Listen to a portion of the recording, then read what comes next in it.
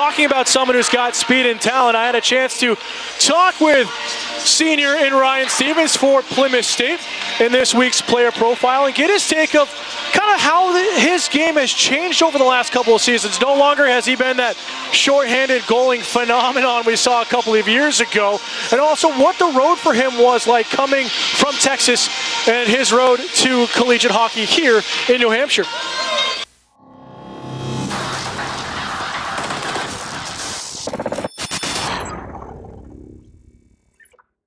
Ryan, for you, 32 goals, 54 assists since you transferred to Plymouth State 3 years ago.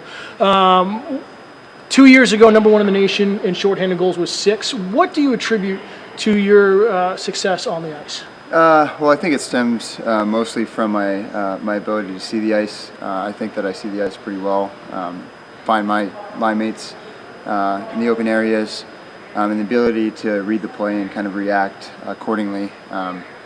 It helps to have some line mates with chemistry that we've built over the last 3 seasons here, or 2 seasons here, and then coming into this season, it definitely has helped further things along and see the ice.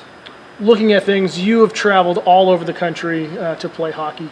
From Colleyville, Texas, you traveled to Iowa for your juniors hockey career, then down to Arizona State for your freshman year of collegiate hockey, and now Plymouth, New Hampshire.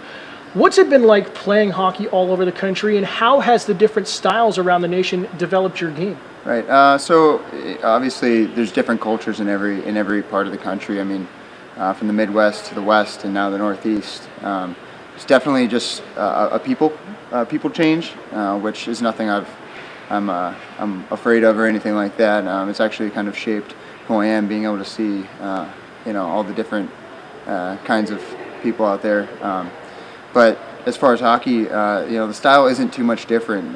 Obviously, playing in the Midwest, the level of play was significantly faster, and then traveling west to Arizona State, where playing D1, that's the top level, and players are great, and they deserve to be there.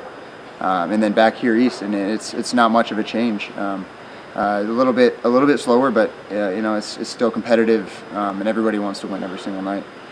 Looking at things, a little bit of a down season statistically for you, 2 goals, 7 assists to start the year. Do you attribute that to being out for the first couple of games due to injury, or is it more of the rest of your teammates and your line mates really stepping up offensively this year, and how does that play into your game this season? Well, I think it's great. I mean, you got Matt Volanino and Michael Kovac they're really picking up the pace and putting the puck in the back of the net and creating plays and really contributing. And that makes it a little bit easier for me. I don't feel stressed to contribute as much. I mean, obviously I'd like to be up there too, but it's nice to know that I've got 2 guys to rely on, as well as the rest of the guys on the team. Looking at things, it's your senior year. Hard to believe it's already your senior season. Where do you see yourself going, maybe professionally after you graduate in May, or is that even on your radar? Yeah, I mean, I'm really open to anything right now. Obviously, if the opportunity presents itself, I'd like to take full advantage of that and see where it goes. 3rd annual Teddy Bear Toss here tomorrow night at Hanaway Rink. From a player's perspective, what is it like seeing the Bears come over the glass onto the ice when you guys are down there, and what does it mean to you as a player being part of something so special in the community, going back, giving to a great cause? Right, it's a great feeling. I mean, the second you see the goal light up and you see the Teddy Bears coming over the glass, it's unbelievable. I mean, the atmosphere in here is great with all the fans and students, and the culture is unbelievable.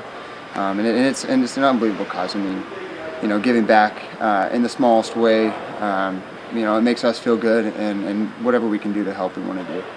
Lastly, Framingham State comes into Hanaway Rink tomorrow night for that Teddy Bear Toss game. You guys haven't played in 14 days since before Thanksgiving break.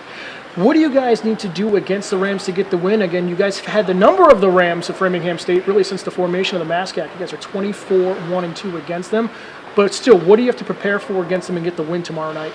I mean, it's treat it like any other game. I mean, it could be the last place team or the first place team we're playing against, and that's something that we've really tried to focus on this year and treat every game the same. And so I think that as long as we come out and play like we've been playing, put in the effort for 60 minutes, then we'll be on top after that. Ryan, thank you for your time as always. Best of luck tomorrow night and the rest of the season. Great, thanks Dan, appreciate it.